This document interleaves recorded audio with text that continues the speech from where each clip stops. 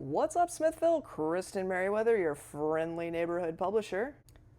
I don't know about you. My neck hurts from that budgetary whiplash we just went through last night. If you'll remember, at the June 18th budget workshop, the council directed the city manager to produce a preliminary budget that was 5% lower than the current fiscal year, which equated to about $836,000 in cuts. Now, that sounds like a lot of money, but it's important to note that $425,000 of that was simply removing grant funding for the airport that were one-time money in, money out expenses. So in reality, the task was to find about $400,000 in cuts, which is still a lot of money.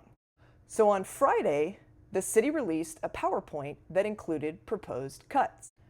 That document began circulating on social media, and needless to say, the reaction was not positive.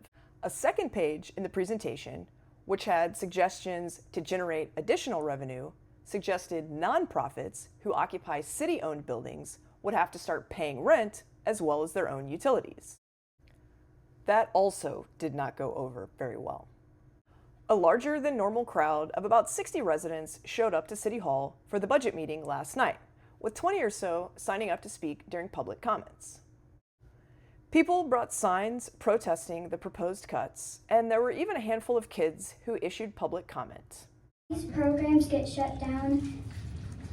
Until I'm in high school, I won't have any knowledge of how to play.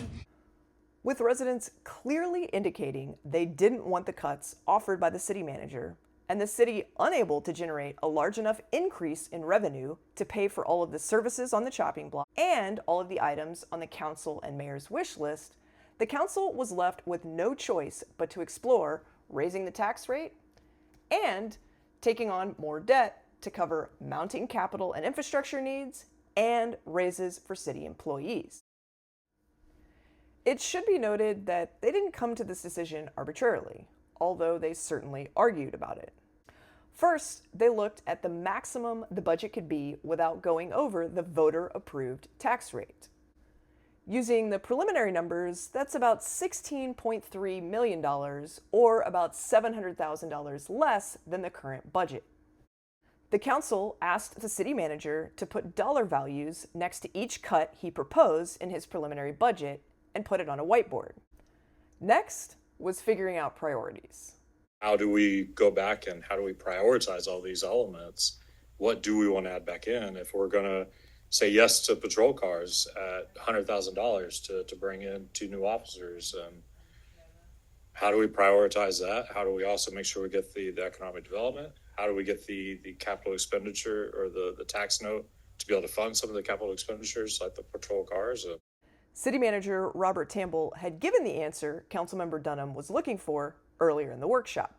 You do a combination of like a tax note that frees up like we've done before. It frees up other monies and cost centers that you can reallocate and still get the job done. Right, so you move your capital purchases to a tax note. That frees up money in the general fund, which is what we did on that last $3 million note.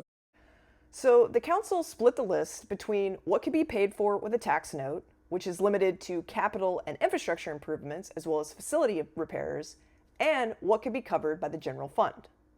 The council finally directed the city manager to evaluate a $3 million tax note, reinstate the 3% COLA raises and HRA for city employees in the next preliminary budget, research a new fee for on-demand leaf and limb pickup, research if nonprofits could be charged rent and utilities, and look into an outside company to do efficiency audits. So after all of the talk of budget cuts over the last few months, the final preliminary budget, which will be presented next month in August, will likely max out the tax rate to the voter-approved level. So that's taking it from 58 cents per $100 valuation to 67 cents per $100 valuation. And potentially add up to $3 million in new debt with the tax note. Just a reminder, the current city debt is at $7.8 million, and our total budget is just over $16 million. We took out a $3 million tax note in 2023. Here's an interesting tidbit that was discussed last night. Your city portion of your property tax rate, which is about 30%, has two parts. It has an M&O rate, which is the money it takes to operate the city, and a debt services rate, which pays off the debt. Of your current rate of 58 cents per $100 valuation, 35 cents are for M&O, that's the operations, and 23 cents go for debt. State law limits a municipality from raising the M&O portion by more than 3.5% without voter approval. But there's no cap on how much a municipality can raise the debt portion of the tax rate. Something to watch as we move forward. The next budget hearing is Wednesday, August 20th at 5 p.m. in council chambers, and we hope to see you there, Smithville.